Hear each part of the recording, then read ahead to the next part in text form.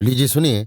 Arthur कानन dial की लिखी कहानी the adventure of the Gloria Scott का हिंदी अनुवाद। ग्लोरिया स्कॉट का रहस्य, मेरी यानी समीर गोस्वामी की आवाज में। मेरे पास यहाँ कुछ कागज हैं।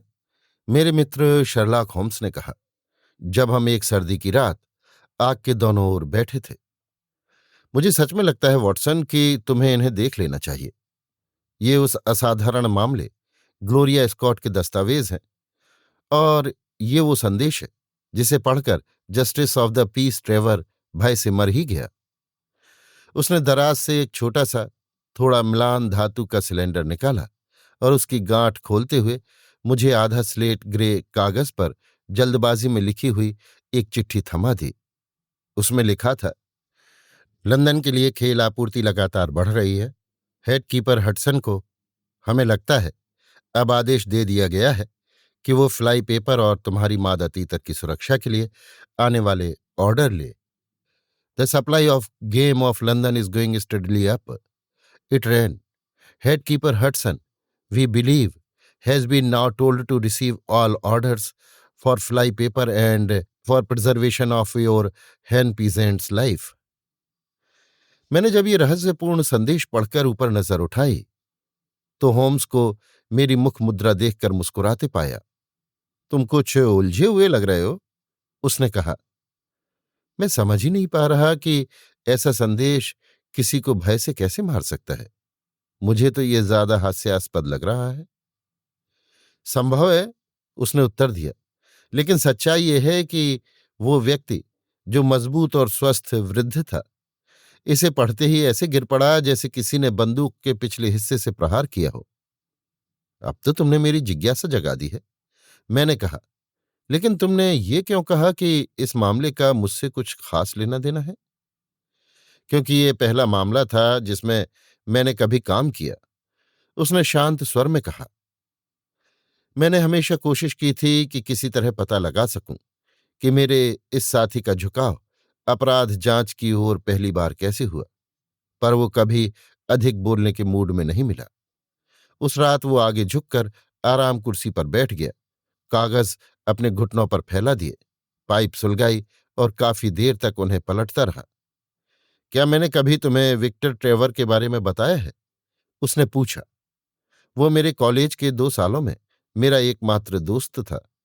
मैं बहुत सामाजिक आदमी नहीं था वॉटसन, अपनी सोच के छोटे छोटे तरीकों पर काम करता रहता, कमरे में अकेला रहकर। इसलिए अपने साथ के छात्रों से बहुत घुल मिल नहीं पाया। फेंसिंग और बॉक्सिंग के अलावा मुझे किसी खेल में दिलचस्पी नहीं थी, और मेरी पढ़ाई का क्षेत्र भी बाकी लोगों से बिल्कुल अलग था, तो कोई मेल मिलाप का कारण ही नहीं बनता था। ट्रेवर से भी मेरा परिचय एक अजीब हादसे से हुआ। उसकी बुल टेरियर ने एक सुबह मेरे टखने को पकड़ लिया था जब मैं कॉलेज के चैपल की ओर जा रहा था। दोस्ती की ये अमूमन सी शुरुआत थी, मगर असरदार रही। मैं 10 दिन तक बिस्तर पर पड़ा रहा, लेकिन ट्रेवर रोज मेरा हालचाल लेने आता। पहले केवल 1 मिनट की बातचीत होती, फिर मुलाकातें लंबी होने लगी और सत्र खत्म होने तक हम घनिष्ठ मित्र बन गए। वो हंसमुख, जोश से लबालब युवक था, मुझसे हर मायने में अलग, लेकिन कुछ विषय ऐसे थे जिन पर हमारे विचार मिलते थे। जब मुझे पता चला कि वो भी मेरी तरह अकेला है, तो हमारे बीच एक रिश्ता सा बन गया। आखिर में उसने मुझे अपने पिता की जगह नॉर्फक के डॉनिथारा पाने का न्योता दिया, और मैंने लंबी छुट्टी में उसका आतिथ्य स्वीकार कर लिया। पुराने ट्रेवर साहब कुछ संपन्न और प्रतिष्ठित व्यक्ति थे, एक जस्टिस ऑफ द पीस और जमींदार। डॉनिथारा लैंगमियर के उत्तर में एक छोटा सा गांव है जो द ब्रॉड्स कहलाने वाले इलाके में पड़ता है।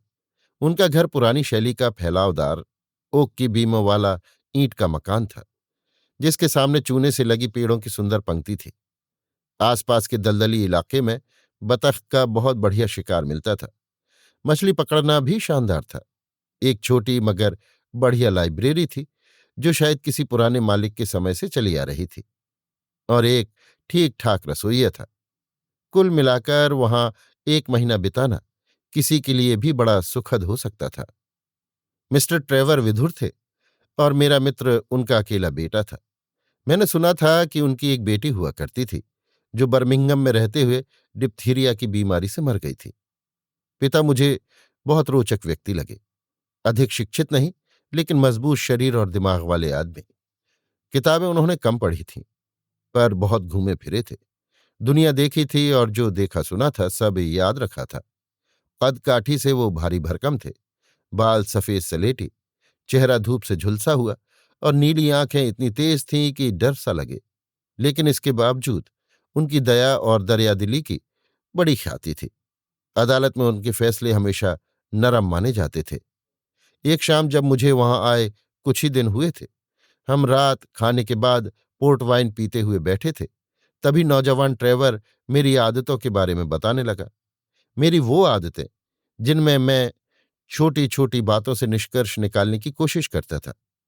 तब तक मैंने ये नहीं जाना था कि यही मेरी जिंदगी का रास्ता बनेगी। बूढ़े ट्रेवर को अपने बेटे की बातें कुछ अतिशयोक्तिपूर्ण लगीं। चलो, अब बताइए मिस्टर होम्स, उन्होंने हंसते हुए कहा। मैं आपके लिए बढ़िया विषय हूं। अगर मुझ पर कुछ अंदाजा लगा सकते हैं तो लगाइए।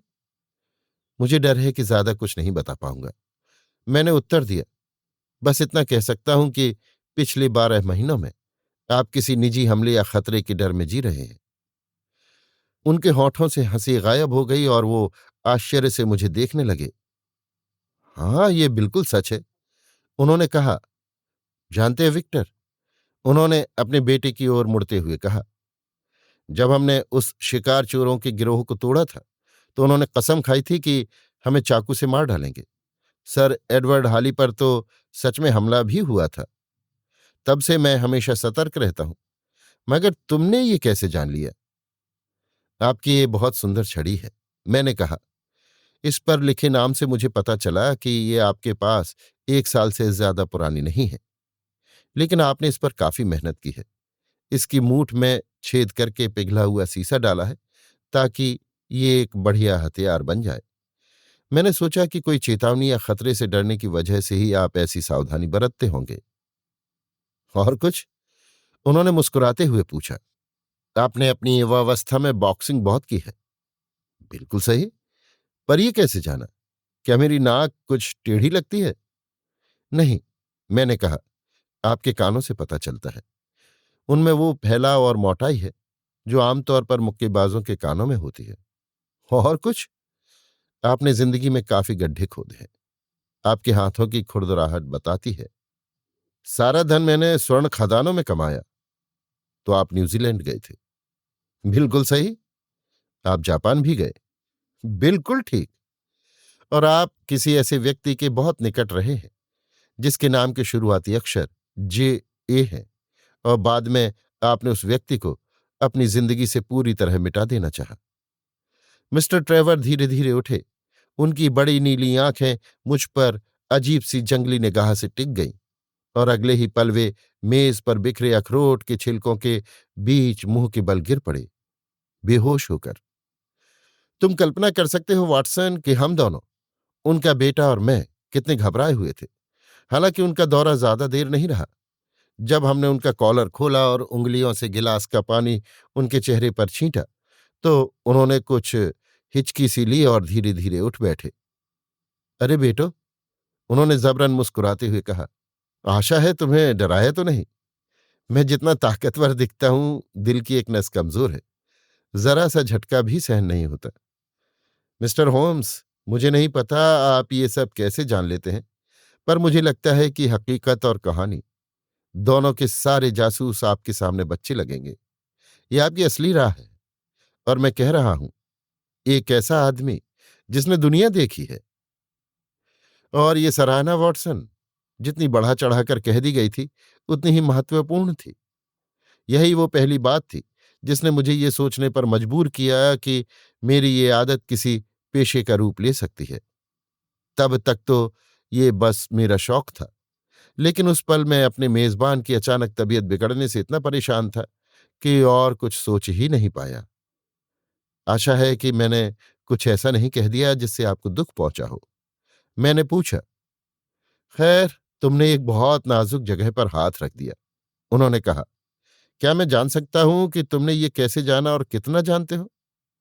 वो अब आधे मजाक के लहजे में बोले, मगर उनकी आंखों में अब भी भय की एक झलक थी। ये तो बहुत सीधी बात है, मैंने कहा। जब आप नाव में मछली खींचने के लिए बाह ऊपर उठाए थे तो मैंने देखा आपकी कोहनी के मोड़ पर JA खुदा हुआ है। अक्षर अभी पढ़े जा सकते थे, लेकिन उनकी धुंधली रेखाएं और आसपास की त्वचा का रंग बता रहे थे कि उन्हें मिटाने की कोशिश की गई थी। इससे साफ था कि ये अक्षर कभी आपके लिए बहुत मायने रखते थे और बाद में आप उन्हें भुला देना चाहते थे। क्या नजर है तुम्हारी, उन्होंने राहत की सांस लेते हुए कहा। बिल्कुल वैसा ही है जैसा तुमने कहा, मगर चलो इस बात को यहीं छोड़ दो। पुराने प्यारों की यादें ही सबसे तकलीफ देह भूत होती हैं। आओ बिलियर्ड रूम में चलते हैं और एक शांत सिगार पीते हैं। उस दिन के बाद, चाहे वो बाहरी तौर पर कितनी भी गर्मजोशी से पेश आए हों, मिस्टर ट्रेवर के व्यवहार में मुझसे एक हल्की सी सतर्कता बनी रही। यहां तक कि उनके बेटे ने भी एक दिन कहा, आपने पिताजी को इतना चौंका दिया है कि अब उन्हें कभी भरोसा नहीं रहेगा कि आप क्या जानते हैं और क्या नहीं। मुझे यकीन है कि वो दिखाना नहीं चाहते थे, लेकिन वो बेचैनी इतनी गहराई तक समा गई थी कि हर हाव भाव में झलकती थी। आखिरकार मुझे लगने लगा कि मेरी मौजूदगी से उन्हें बेचैनी होती है, इसलिए मैंने अपनी यात्रा समाप्त करने का निश्चय किया। मगर जिस दिन मैं वहां से जाने वाला था, उसी से एक दिन पहले कुछ ऐसा घटा जिसने आगे चलकर बड़ी अहमियत साबित की। हम तीनों लॉन पर बगीचे की कुर्सियों पर बैठे थे, धूप सेकते हुए, और द ब्रॉड्स के पार फैले खेतों और जलाशयों का नजारा देख रहे थे कि तभी एक नौकरानी आई और बोली कि दरवाजे पर एक आदमी आपसे मिलना चाहता है, मिस्टर ट्रेवर। उसका नाम क्या है, मेरे मेजबान ने पूछा। वो कोई नाम बताने को तैयार नहीं। तो कहो क्या चाहता है। कहता है कि आप उसे जानते हैं और बस एक पल की बात करनी है। कुछ ही पलों बाद एक ठिगना झुर्रियों से भरा हुआ आदमी दिखाई दिया, जिसका चेहरा झुका झुका और चाल कुछ कांपती सी थी। उसकी जैकेट खुली थी और वहां पर टार का दाग लगा था। उसने लाल काले चेक की शर्ट, समुद्री मजदूरों जैसी डंगरी और घिसे पिटे भारी जूते पहने थे। उसका चेहरा पतला, सांवला और चालाक सा था, हमेशा मुस्कान लिए हुए, जिससे पीले और टेढ़े मेढ़े दांत झलकते थे। उसकी सिकुड़ी हुई मुड़ी तुड़ी उंगलियां आधी बंद थीं, वैसी जैसी लंबे समय से समुद्री आदमी की होती हैं। जैसे ही वो झुककर लॉन पार करता हुआ आया, मैंने सुना मिस्टर ट्रेवर के गले से एक अजीब सी रुक रुक कर निकलती आवाज आई। वे अपनी कुर्सी से उछल पड़े और घर के अंदर भागे। कुछ ही क्षणों में लौट आए और जब वे मेरे पास से गुजरे तो उनके कपड़ों से शराब, खासकर ब्रांडी की तेज गंध आ रही थी।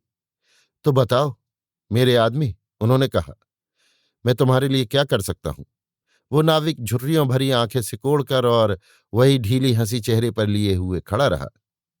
क्या आप मुझे पहचान नहीं रहे, उसने पूछा। अरे भाई, ये तो हडसन है ना, मिस्टर ट्रेवर ने हैरानी में कहा। जी हां साहब, हडसन ही हूं, नाविक ने कहा। 30 साल से ज्यादा हो गए आपको देखे। आप अब अपने मकान में हैं और मैं अब भी बैरल से नमकीन मांस निकाल कर खाता हूं। ओह, मैं पुराने जमाने को नहीं भूला, मिस्टर ट्रेवर ने भावावेश में कहा और उसके करीब जाकर कुछ धीमे स्वर में कहा। फिर जरा ऊंची आवाज में बोली, रसोई में जाओ, वहां तुम्हें खाने पीने को मिल जाएगा। मुझे पूरा यकीन है कि तुम्हारे लिए कोई काम भी ढूंढ लूंगा। धन्यवाद साहब, नाविक ने सिर झुकाकर कहा। अभी अभी मैं 2 साल की समुद्री सवारी से लौटा हूं, वो भी एक 8 नॉट के धीमे जहाज पर, और अब कुछ आराम चाहता हूं। सोचा था या तो मिस्टर बेडोज के पास या आपके पास शरण मिल जाएगी। अच्छा, ट्रेवर ने आश्चर्य से कहा, तुम्हें पता है मिस्टर बेडोज कहाँ है? क्यों नहीं साहब, उस आदमी ने दबी शातिर मुस्कान के साथ कहा। मैं अपने सब पुराने दोस्तों का ठिकाना जानता हूं। और फिर झुकती चाल से वो नौकरानी के पीछे पीछे रसोई की ओर चला गया। मिस्टर ट्रेवर ने हमें बताया कि वो आदमी उनके साथ जहाज पर यात्रा के दौरान साथी रह चुका था, शायद उस वक्त जब वे सोने की खदानों की ओर जा रहे थे। फिर हमें लॉन पर छोड़कर वो खुद अंदर चले गए। करीब 1 घंटे बाद जब हम घर में लौटे तो देखा कि वो ड्राइंग रूम के सोफे पर बुरी तरह नशे में धुत पड़े थे। इस घटना ने मेरे मन में बेहद बुरा असर छोड़ा और मैं ये सोचकर बिल्कुल अप्रसन्न नहीं था कि अगले दिन डॉनी थार्प से विदा लेनी है। मुझे लगा मेरी मौजूदगी वहां उन्हें असहज कर रही थी। ये सब गर्मी की लंबी छुट्टी के पहले महीने में हुआ। उसके बाद मैं अपने लंदन वाले कमरे में लौट आया, जहां 7 हफ्तों तक मैंने जैव रसायन से जुड़े कुछ प्रयोगों पर काम किया। फिर शरद ऋतु के आखिरी दिनों में, जब अवकाश लगभग खत्म हो चला था, मुझे विक्टर ट्रेवर का तार मिला। उन्होंने लिखा था कि वो मेरी सलाह और मदद के लिए बेहद आग्रहपूर्वक बुला रहे हैं। मैं तुरंत सब छोड़कर उत्तर की ओर चल पड़ा। वो स्टेशन पर गाड़ी लेकर मिला और पहली नजर में ही समझ गया कि पिछले 2 महीने उसके लिए कितने कठिन बीते थे।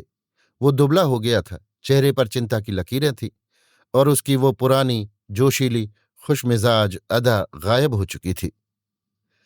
पिताजी मर रहे हैं, उसके मुंह से निकले पहले शब्द यही थे।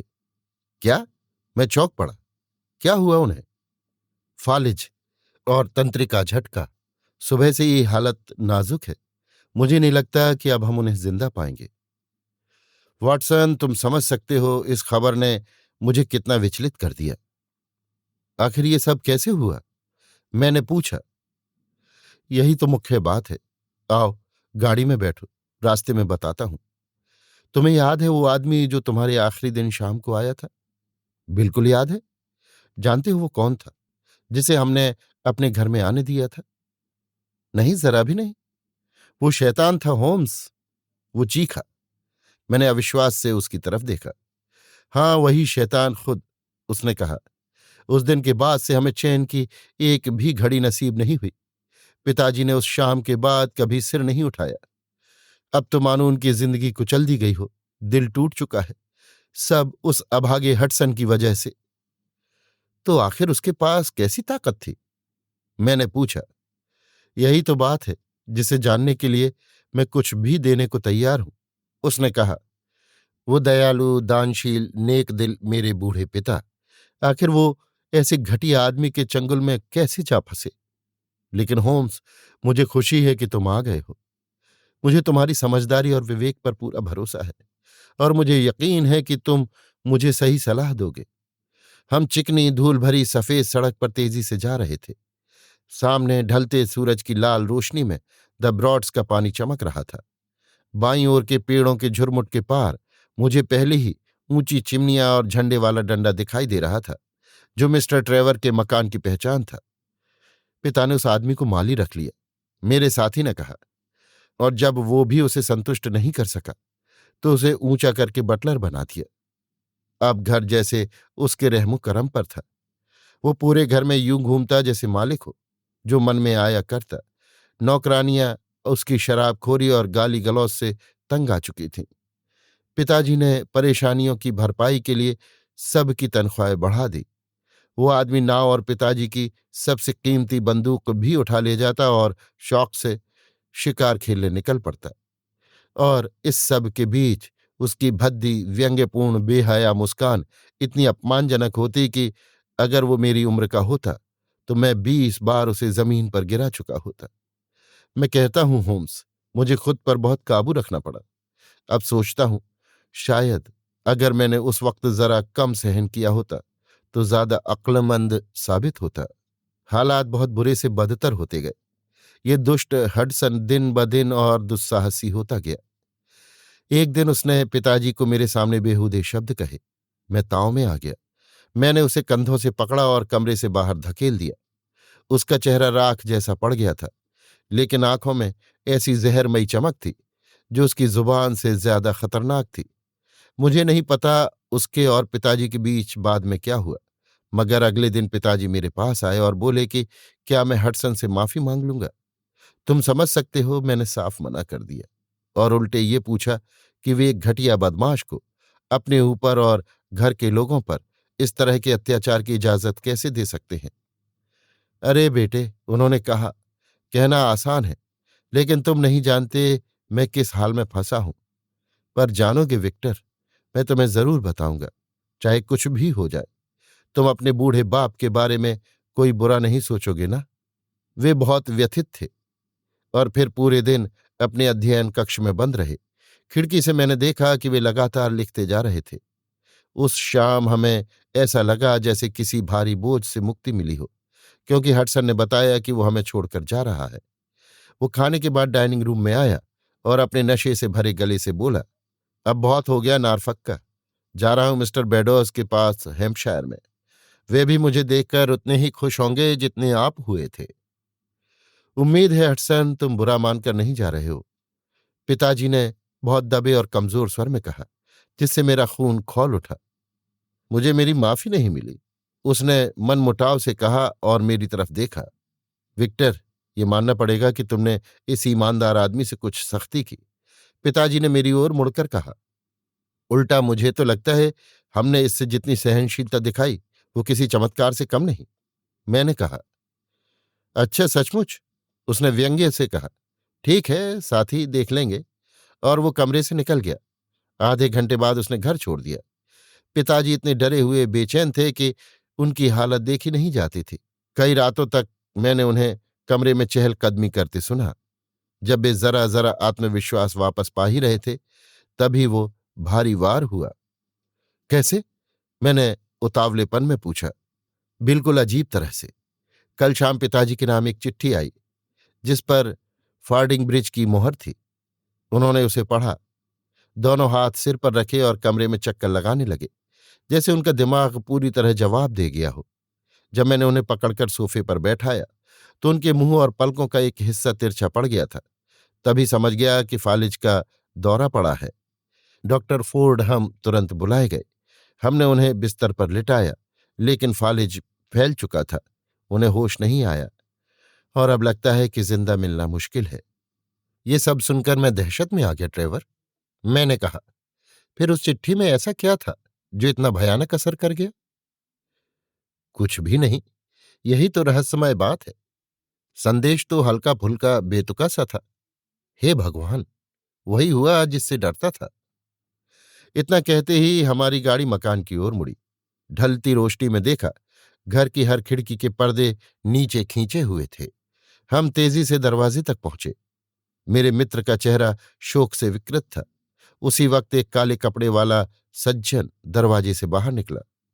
कब हुआ ये डॉक्टर? ट्रेवर ने पूछा। लगभग आपके निकलने के तुरंत बाद। क्या उन्हें होश आया था? बस अंत से ठीक पहले एक पल के लिए। मेरे लिए कोई संदेश? सिर्फ इतना कहा कि कागज जापानी कैबिनेट की पीछे वाली दराज में है। मेरा मित्र डॉक्टर के साथ ऊपर उस कमरे में गया जहां उसके पिता की मृत्यु हुई थी, जबकि मैं नीचे अध्ययन कक्ष में बैठा सब कुछ दिमाग में बार बार दोहराता रहा। मेरे जीवन में शायद ही कभी ऐसा उदास क्षण आया हो। ये ट्रेवर कौन थे? मुक्केबाज, घूमने फिरने वाले, सोने की खदानों में काम करने वाले? और वो कैसे उस जहाजी बदमाश हडसन के वश में आ गए? क्या वजह थी कि अपने हाथ पर अधमिटे जे अक्षरों का जिक्र सुनकर वे बेहोश हो गए थे, और फिर वो फार्डिंग ब्रिज से आए एक मामूली से पत्र को देखकर डर के मारे कैसे मर गए? फिर मुझे याद आया कि फार्डिंग ब्रिज हैम्पशायर में है और यही वो जगह है जहां मिस्टर बेडोज रहते थे।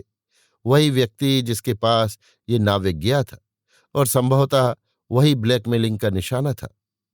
तो ये पत्र दो में से किसी एक से आया हो सकता है, या तो हडसन से, जो ये सूचित कर रहा था कि उसने छुपा अपराध उजागर कर दिया है, या फिर बेडोस से, जो पुराने साथी को चेतावनी भेज रहा था कि रहस्य खुलने वाला है। अब तो बात साफ लग रही थी, लेकिन फिर सवाल था, जब ये सब इतना गंभीर था तो बेटे ने पत्र को बेतुका और हास्यास्पद क्यों कहा? शायद उसने गलत समझा होगा। अगर ऐसा है तो ये जरूर किसी गुप्त संकेतों में लिखा गया होगा, जिसमें शब्दों का एक अर्थ दिखता है और दूसरा छिपा रहता है। और मुझे वो पत्र देखना ही होगा। अगर उसमें कोई छिपा संदेश था तो मुझे यकीन था कि मैं उसे समझ सकता हूं।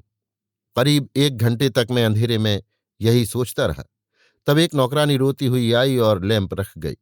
उसके पीछे थोड़ी देर में मेरा मित्र ट्रेवर आया। चेहरा सफेद मगर संयत।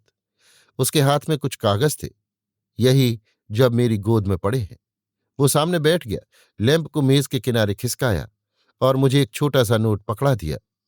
आधे स्लेट भूरे कागज पर जल्दबाजी में लिखा गया। उसमें लिखा था, लंदन के लिए खेल आपूर्ति लगातार बढ़ रही है। हेड कीपर हडसन को हमें लगता है अब आदेश दे दिया गया है कि वो फ्लाई पेपर और तुम्हारी मादा तीतर की सुरक्षा के लिए आने वाले ऑर्डर ले। The supply of game of London is going steadily up.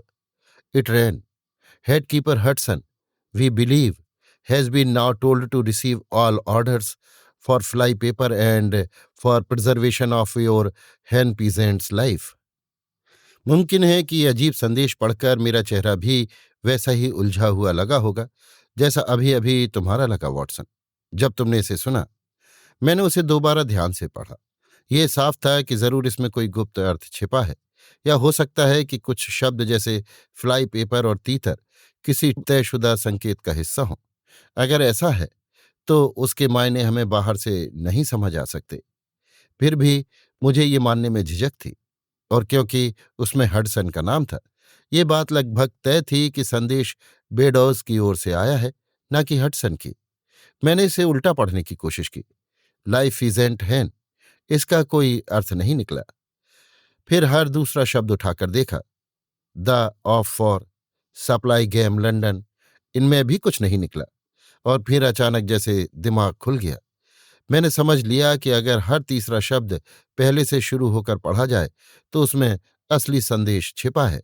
मैंने पढ़ा, the game is up, Hudson has told all, fly for your life. यानी खेल खत्म हो गया, हडसन ने सब बता दिया है, अपनी जान बचाकर भागो।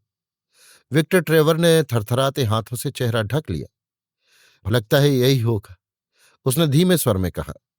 यह मौत से भी बुरा है, क्योंकि इसमें अपमान भी है। लेकिन ये हेड कीपर और हेनफिजेंट का क्या मतलब है? इसका असली संदेश से कुछ मतलब नहीं, मैंने कहा, लेकिन हमारे लिए ये महत्वपूर्ण हो सकता है, क्योंकि इससे लिखने वाले की पहचान का संकेत मिलता है। देखो, उसने शुरू किया द गेम इज से, और कोट पूरा करने के लिए हर बार दो फालतू शब्द भरने पड़े। जैसे दिमाग में आए वैसे शब्द लिख दिए। और अगर उनमें इतनी शिकार से जुड़ी बातें हैं तो पक्का वो खुद शिकार के शौकीन या प्रजनन में रुचि रखने वाला व्यक्ति है। क्या तुम बेडोस को जानते हो? अब जब तुमने कहा, ट्रेवर बोला, तो याद आया, पिताजी को हर साल शरद ऋतु में उनके शिकार क्षेत्र पर बुलाया जाता था। तो फिर यकीनन ये पत्र उसी का है, मैंने कहा। अब हमें ये पता लगाना है कि ऐसा कौन सा रहस्य था जिसे नाविक हडसन इन दो सम्मानित और संपन्न लोगों के सिर पर तलवार की तरह लटकाए रखे हुए था। अफसोस होम्स, ट्रेवर चिल्लाया, मुझे डर है कि ये पाप और शर्म का किस्सा होगा। लेकिन तुमसे मैं कोई बात नहीं छिपाऊंगा। ये वही बयान है जो मेरे पिताजी ने लिखा था जब उन्हें लगा कि हडसन से खतरा अब बहुत करीब है। ये मैंने उसी जापानी कैबिनेट की दराज में पाया, जैसा उन्होंने डॉक्टर से कहा था। इसे लो और मुझे पढ़कर सुनाओ, क्योंकि मुझ में इतनी हिम्मत नहीं कि मैं खुद इसे पढ़ सकूं। वॉटसन, यही वे कागज हैं जो उसने मुझे दिए थे, और अब मैं तुम्हें वही पढ़कर सुनाऊंगा जैसे उस रात उसके अध्ययन कक्ष में मैंने उसे सुनाए थे। कागजों के ऊपर लिखा है बार्क ग्लोरिया स्कॉट की यात्रा का विवरण। 8 अक्टूबर 1855 को फालमाउथ से प्रस्थान से लेकर 6 नवंबर को 15 डिग्री 20 मिनट उत्तर अक्षांश, 25 डिग्री 14 मिनट पश्चिम देशांतर पर उसके विनाश तक। ये पत्र रूप में लिखा गया है और इस तरह शुरू होता है। मेरे प्यारे बेटे, अब मेरे जीवन के आखिरी सालों पर अपमान का साया मंडरा रहा है। तुम्हें सच्चाई और ईमानदारी से ये सब लिख सकता हूं।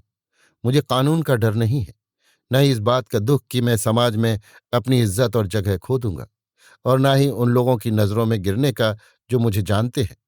मेरे दिल को जो सबसे ज्यादा चीरता है वो ये ख्याल है कि तुम, मेरे अपने बेटे, मुझे लेकर शर्म महसूस करोगे। तुम, जिसने मुझसे हमेशा प्यार किया है और शायद ही कभी मेरे प्रति आदर खोया हो। लेकिन अगर वो प्रहार आखिरकार मुझ पर आ ही गया जो इतने समय से मेरे सिर पर लटका हुआ है, तो मैं चाहता हूं कि तुम ये पत्र पढ़ो, ताकि तुम्हें मालूम हो कि मेरी क्या गलती थी और कितनी थी। दूसरी ओर अगर सब कुछ ठीक चला, ईश्वर करे ऐसा ही हो, और किसी संयोगवश ये कागज नष्ट न हुआ और किसी दिन तुम्हारे हाथ में आ गया, तो मैं तुमसे विनती करता हूं, उन सारी पवित्र बातों की कसम देकर, तुम्हारी माँ की याद की कसम देकर और हमारे बीच के स्नेह की कसम देकर कि इसे आगे के हवाले कर देना और फिर कभी इसके बारे में न सोचना। अगर तुम अब तक ये पंक्तियां पढ़ चुके हो तो इसका मतलब है कि मैं या तो कानून के सामने उजागर होकर अपने घर से घसीट कर ले जाया जा चुका हूं, या फिर जैसा अधिक संभव है, क्योंकि तुम जानते हो मेरा दिल कमजोर है, मौत के बाद मेरी जुबान हमेशा के लिए बंद हो चुकी है। किसी भी हालत में अब छिपाने का समय नहीं रहा। जो कुछ मैं आगे बताने जा रहा हूं वो बिल्कुल सच्चा है, और ये मैं उस दया की आशा में कसम खाकर कह रहा हूं जिसकी मुझे उम्मीद है। मेरे प्यारे बेटे, मेरा असली नाम ट्रेवर नहीं है। मैं अपनी युवावस्था में जेम्स आर्मिटेज कहलाता था। और अब तुम समझ सकते हो कि कुछ हफ्ते पहले जब तुम्हारे कॉलेज मित्र ने मुझसे ऐसी बातें कहीं जो मेरे रहस्य की ओर इशारा करती थीं, तो मुझे क्यों इतना झटका लगा। आर्मिटेज नाम से ही मैं लंदन के एक बैंक में नौकरी करता था, और आर्मिटेज के नाम से ही मैं अपने देश के कानून तोड़ने के अपराध में दोषी ठहराया गया और मुझे निर्वासन की सजा मिली। मुझे बहुत कठोर मत समझना बेटे। ये एक तथाकथित अमानत वफादारी का कर्ज था जिसे चुकाने की मैंने ठानी थी। मैंने वो धन उपयोग किया जो मेरा नहीं था, लेकिन मुझे पूरा विश्वास था कि इससे पहले कि किसी को पता चले मैं उसे वापस कर दूंगा। पर मेरी किस्मत दुर्भाग्यपूर्ण रही। जिस धन पर मुझे भरोसा था वो समय पर नहीं मिला। खाते की जांच समय से पहले हुई और गड़बड़ी पकड़ ली गई। मामला कुछ नरमी से निपटाया जा सकता था, मगर उन दिनों कानून बहुत सख्ती से लागू किया जाता था, और इस तरह अपने 23वें जन्मदिन पर मैंने खुद को अपराधियों की जंजीर में जकड़ा पाया। 37 और कैदियों के साथ जहाज ग्लोरिया स्कॉट के बीच वाले डेक में ऑस्ट्रेलिया की ओर ले जाया जा रहा था। वो साल 1855 था, जब क्राइमियन युद्ध जोरों पर था। पुराने कैदी जहाज़ों को सरकार ने ब्लैक सी के परिवहन के काम में लगा दिया था, इसलिए कैदियों को भेजने के लिए छोटे और कम उपयुक्त जहाज़ों का उपयोग करना पड़ा। ग्लोरिया स्कॉट पहले चीन के चाय व्यापार में काम करता था, पर अब वो पुराना पड़ चुका था। भारी नौक नाक वाला चौड़े तले का जहाज, जिसे नए तेज जहाज़ों ने पीछे छोड़ दिया था।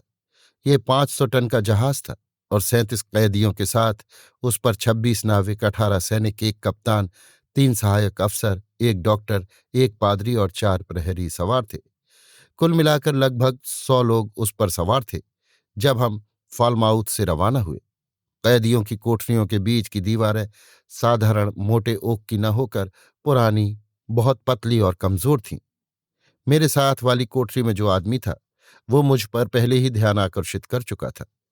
जब हमें घाट से जहाज की ओर ले जाया जा रहा था, वो एक लंबा दुबला पतला नौजवान था जिसका चेहरा चिकना और बाल रहित, नाक लंबी और जबड़े कुछ कठोर जैसे नट क्रैकर की तरह। उसकी चाल में अकड़ और एक तरह का आत्मविश्वास था, मगर सबसे अलग उसकी ऊंचाई थी। जहाज में किसी का सिर भी उसके कंधे तक नहीं पहुंचता था। वो कम से कम 6 फीट 6 इंच तो जरूर होगा। बड़ी अजीब बात थी, इतने उदास हारे हुए चेहरों के बीच एक ऐसा चेहरा देखना जिसमें जोश और जीवन भरा था। उसकी शक्ल देखकर ऐसा लगता था जैसे बर्फीले तूफान में किसी आग की झिलमिलाहट दिख जाए। मैं खुश था कि वो मेरा पड़ोसी था, और भी खुश हुआ जब आधी रात के सन्नाटे में मैंने अपने कान के पास फुसफुसाहट सुनी और पाया कि उसने दोनों कोठरियों की लकड़ी में एक छेद काट लिया था।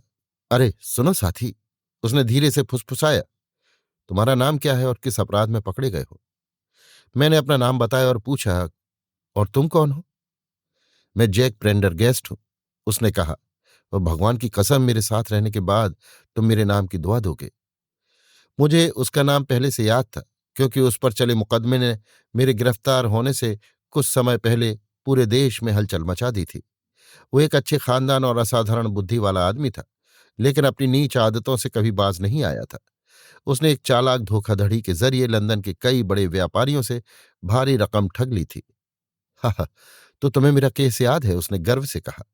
हाँ बिल्कुल याद है। तो याद होगा, उसमें एक अजीब बात थी। क्या बात? मैंने करीब 2.5 लाख पाउंड नहीं उड़ाए थे। हाँ ऐसा ही कहा गया था। पर पैसे बरामद हुए थे क्या? नहीं। तो सोचो बाकी पैसा कहाँ है? उसने पूछा। मुझे जरा भी अंदाजा नहीं। मेरी इन 2 उंगलियों के बीच, उसने हंसते हुए झट से कहा। भगवान कसम, मेरे पास इतने पाउंड हैं जितने तुम्हारे सिर पर बाल नहीं। और बेटा, अगर किसी के पास पैसा हो और उसे खर्च और बांटना आता हो तो वो कुछ भी कर सकता है। अब क्या तुम्हें सच में लगता है कि ऐसा आदमी इस सड़ी गली कीड़ों और चूहों से भरी बदबूदार जहाज की कोठरी में बैठे बैठे अपनी पतलून घिसता रहेगा? नहीं जनाब, ऐसा आदमी अपनी परवाह करेगा और अपने साथियों की भी करेगा। ये बात गांठ बांध लो। अगर तुम उसका साथ दोगे तो भरोसा रखो, वो तुम्हें भी पार लगा देगा। उसकी बातें शुरू में मुझे खोखली शेखी लगी, पर कुछ समय बाद जब उसने मुझे परखा और बड़ी गंभीरता से अपनी योजना में शामिल करने की कसम दिलाई, तब मुझे समझ आया कि सचमुच जहाज पर कब्जा करने की साजिश चल रही है। जहाज पर चढ़ने से पहले ही दर्जन भर कैदी इस योजना में शामिल हो चुके थे और प्रेंडरगेस्ट उसका सरगना था। पैसे उसकी ताकत थे। मेरा एक साथी है, उसने कहा, बड़ा भरोसेमंद आदमी, पैसा भी उसी के पास है। अंदाजा लगाओ अभी वो कहाँ है? वो इसी जहाज का पादरी है। हाँ यही, वो काले कपड़ों में, सही कागजातों के साथ, इस तरह जहाज पर चढ़ा जैसे असली धर्मगुरु हो। उसके बक्से में इतनी रकम है कि चाहे तो ये जहाज कील से लेकर मस्तूल तक खरीद ले। पूरा जहाजी दल उसी का है, शरीर और आत्मा दोनों से। उसने उन्हें पहले ही पैसे देकर अपना बना लिया था, यहां तक कि साइन करने से पहले। वो 2 पहरेदारों और दूसरे सहायक मर्सर को भी मिला चुका है, और अगर कप्तान जरा भी कीमती लगता तो उसे भी खरीद लेता। फिर हमें क्या करना है? मैंने पूछा। क्या करेंगे पूछते हो? उसने दांत दिखाते हुए कहा, इन सिपाहियों की लाल वर्दियों को हम और लाल कर देंगे अपने हाथों के खून से। लेकिन वे हथियारबंद हैं, मैंने घबरा कर कहा। हम भी होंगे मेरे बेटे, उसने उत्तर दिया। हर आदमी के लिए जो माँ का बेटा है 2 पिस्तौलें तैयार हैं। और अगर जहाज के सारे लोग हमारे साथ हों और फिर भी ये जहाज हम नहीं ले सके, तो फिर हमें लड़कियों के बोर्डिंग स्कूल भेज देना चाहिए।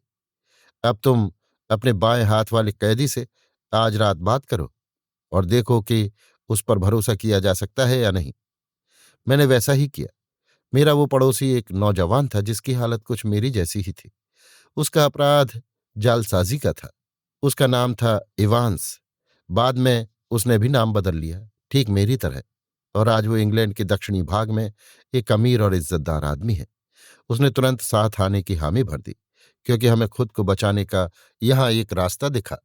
और जब तक हमने बे ऑफ बिस्के पार किया, जहाज के केवल 2 कैदी ही ऐसे थे जिन्हें साजिश का पता नहीं था। एक तो मानसिक रूप से कमजोर था, जिस पर भरोसा करने की हिम्मत हम में नहीं थी, और दूसरा पीलिया से बीमार था, इसलिए किसी काम का नहीं रह गया था। शुरू से ही जहाज पर कब्जा करने में हमारे रास्ते में कोई खास रुकावट नहीं थी। पूरा जहाजी दल बदमाशों का था, जिन्हें इस काम के लिए ही चुना गया था। वो नकली पादरी हमारी कोठरियों में रोज उपदेश देने आता, हाथ में एक काला थैला लिए हुए, जिसमें ऊपर से देखने पर धार्मिक पुस्तकें लगती। मगर तीसरे ही दिन तक हमारी खाटों के नीचे हर एक के पास एक आरी, 2 पिस्तौलें, 1 पाउंड बारूद और 20 गोलियां छिपी हुई थी। 2 प्रहरी प्रेंडरगेस्ट के आदमी थे और दूसरा सहायक अधिकारी उसका दाहिना हाथ था। कप्तान, बाकी 2 अधिकारी, 2 प्रहरी, लेफ्टिनेंट मार्टिन, उसके 18 सिपाही और डॉक्टर, बस यही लोग हमारे खिलाफ थे। फिर भी सारी तैयारी के बावजूद हम किसी भी एहतियात को नजरअंदाज नहीं करना चाहते थे, और योजना थी कि रात के अंधेरे में अचानक हमला करेंगे। लेकिन मौका उम्मीद से पहले आया, और इस तरह आया। एक शाम जब यात्रा शुरू हुए लगभग 3 हफ्ते हो चुके थे, डॉक्टर नीचे एक बीमार कैदी को देखने आया। उसने उसका बिस्तर टटोलते हुए जब हाथ नीचे रखा तो पिस्तौलों की आकृति महसूस हुई। अगर वो शांत रहता तो शायद सब बच जाता, मगर वो घबराया हुआ आदमी था। जोर से चीख निकली और उसका चेहरा सफेद पड़ गया। बीमार आदमी ने तुरंत समझ लिया कि मामला खुल चुका है। उसने डॉक्टर को दबोच लिया। डॉक्टर का मुंह बंद कर दिया गया ताकि वो आवाज न निकाल सके, और उसे रस्सियों से बांध दिया गया। दरवाजा खुला रह गया था जो ऊपर डेक तक जाता था। हम सब दौड़ पड़े। 2 पहरेदारों को तुरंत गोली मार दी गई, और एक कारपोरल जो भागकर ये देखने आ रहा था कि हुआ क्या है, वो भी गिरा दिया गया। कप्तान के केबिन के पास 2 और सिपाही थे।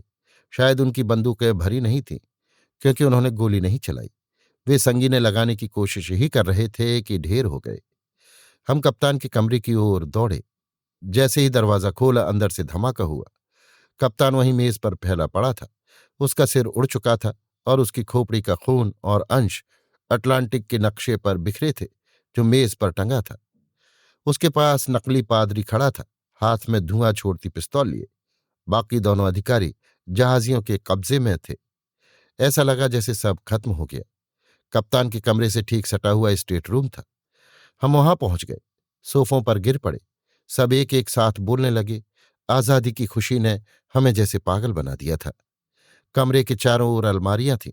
विल्सन, यानी वही बनावटी पादरी, ने उनमें से एक तोड़ दी और 12 बोतलें शेरी की निकाल लाया। हमने बोतलों के मुंह तोड़े, गिलासों में शराब उडेली और पीने ही वाले थे कि अचानक, बिना किसी चेतावनी के, मस्कटों की गोलियों की भीषण गड़गड़ाहट कमरे में गूंज उठी। कुछ पल में धुआं इतना भर गया कि मेज के उस पार तक कुछ दिखाई नहीं देता था। जब धुआं छटा तो कमरा एक कत्लगाह में बदल चुका था। विल्सन और 8 लोग जमीन पर मरे सड़े पड़े थे। कुछ तड़प रहे थे। मेज पर खून और शेरी की शराब ऐसे मिली हुई थी कि उसका जिक्र करते ही अब तक जी मितलाने लगता है। शायद उस दृश्य ने हमें इतना डरा दिया था कि अगर प्रेंडरगेस्ट वहां न होता तो हम सब योजना छोड़ देते। वो बैल की तरह दहाड़ा और जिनमें भी जान बाकी थी उनके साथ दरवाजे की ओर झपटा। हम सब बाहर भागे। पीछे वाली डेक पर लेफ्टिनेंट और उसके 10 सिपाही खड़े थे।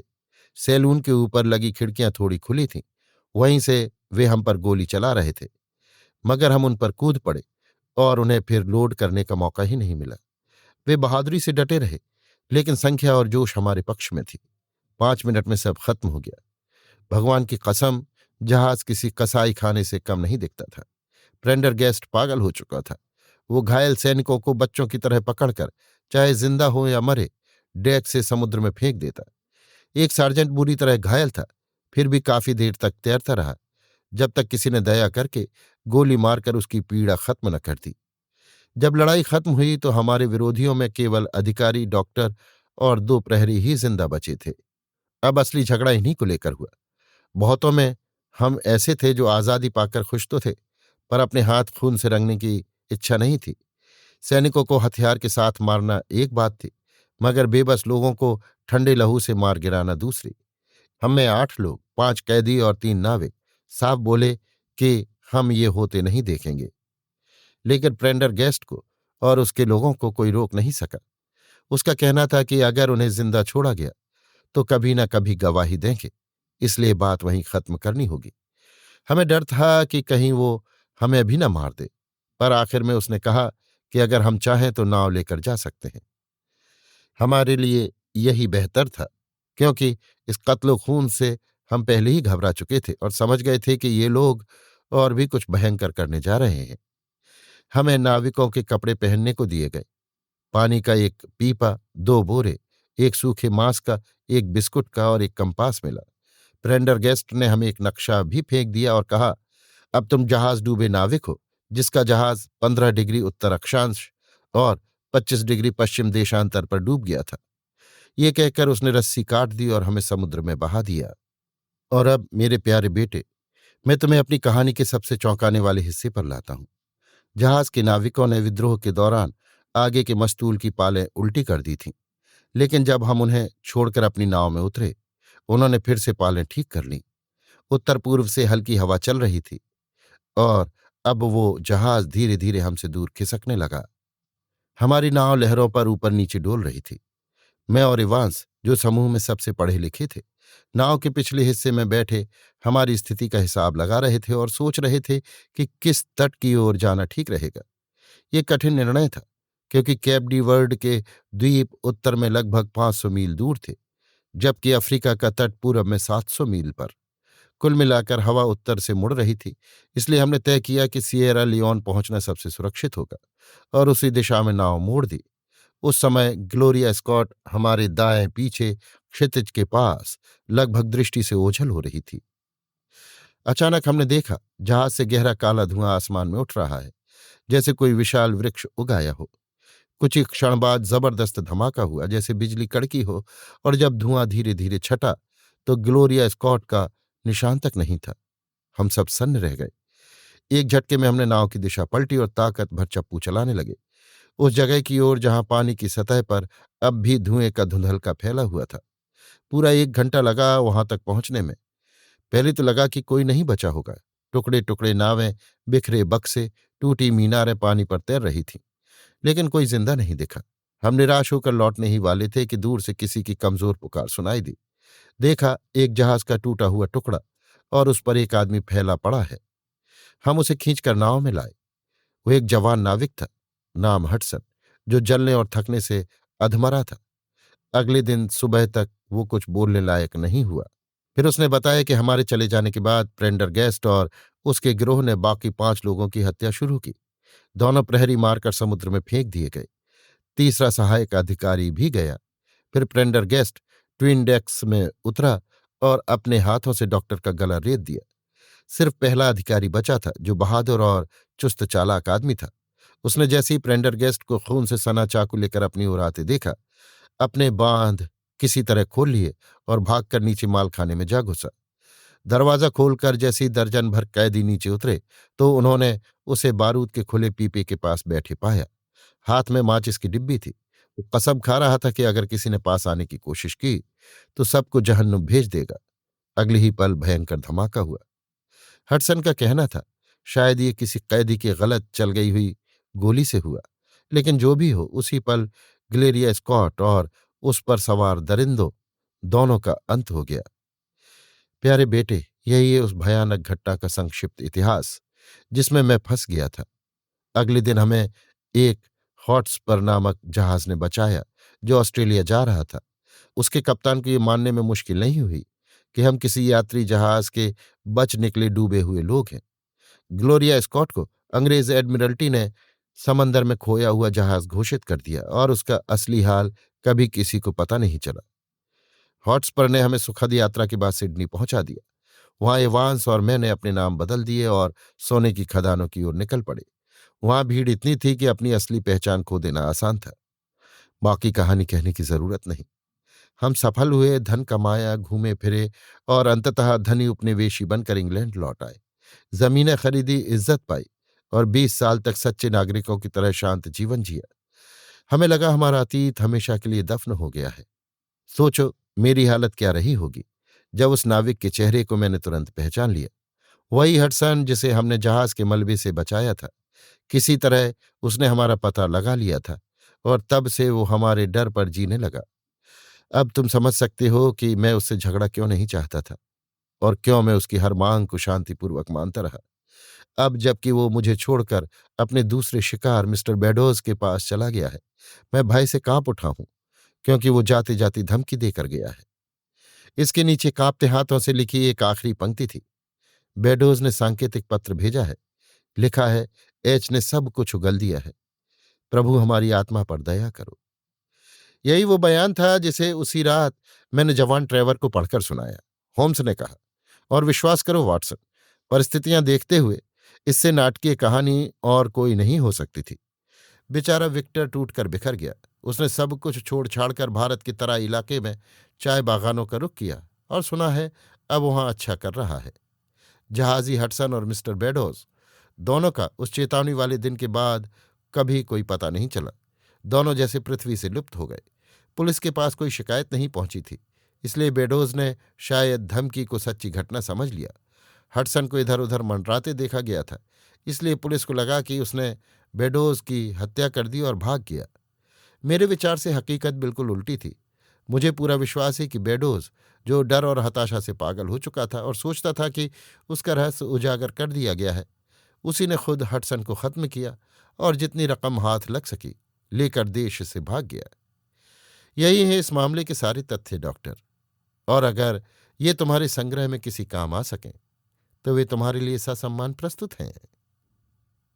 अभी आप सुन रहे थे आर्थर कानन डॉयल की लिखी कहानी the adventure of the Gloria Scott का हिंदी अनुवाद ग्लोरिया स्कॉट का रहस्य, मेरी यानी समीर गोस्वामी की आवाज में।